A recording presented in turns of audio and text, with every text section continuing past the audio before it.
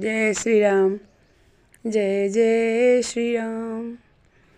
ठुमकी ठुमकी हरी नाचे मालिनिया के अंगने, मालिनिया के अंगने माहो।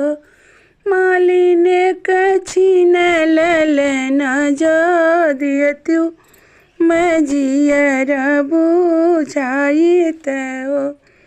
मालिने कछीन ललना जो दियतु मैं जियर बुझाई तो। ननवा तो मिली है वो धारे तियल बेबू हारे तियल बेबू हारे हो। राजा को खिया के कमन वो धारे अपन नहीं देव, अपन नहीं देवई।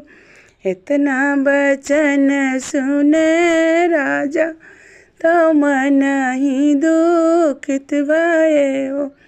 हे हो गौड़े मोड़े तना लैचा दरिया सुताल धावरा हर सुताल धावरा हर हो। सूरजो कावन कर मामा के हीन मालिन बोलिया मार, मालिनी बोलिया मार ली हो। बाएं हाथे ली हो तिल चाउर तो दहीने अरज करो। सूरजो बोलिया के हाँ मैया बोलिया के करहु भी चार तो राजा दुखित भये, राजा दुखित भये हो।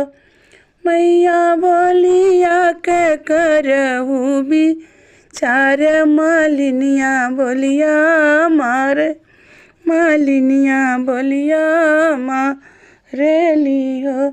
एक मास बीतल दुई मास तीसरा महीना लागे। हे हो राम रसोइया ना भावे तलल ना गर्भ से तियो।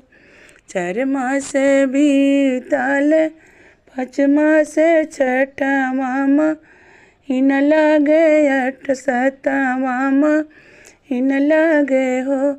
हे हो लागत 8 9 मास तोहरी ला जनम लीन बाबुआ जनम लीन हो।